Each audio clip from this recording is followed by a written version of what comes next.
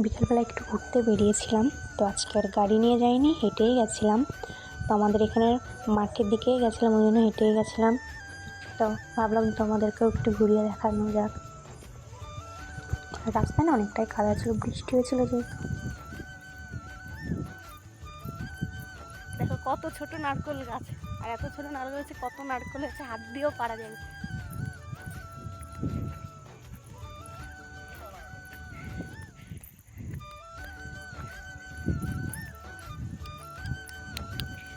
আর ওই যে আমার বর হেঁটে হেঁটে যাচ্ছে, বলছি একটা নারকেল পেড়ে দাও। রাস্তাতে যেতে যেতে এই ফুল গাছটা দেখতে পেয়ে আমি কটা ফুল তুলে নিলাম। এখানে না এই ফুলগুলো রাস্তার পাশে অনেক হয়ে থাকে, তো আমি একটু তুলে নিলাম। তারপর আর কি করব, তারপরে এই পুকুরের পাশে এসে একটু বসেছিলাম, অনেকক্ষণই বসেছিলাম, বেশ ভালোও লাগছিল। আর ওই পুকুরে অনেক মাছ আছে, বসে বসে ওই মাছগুলো দেখছিলাম।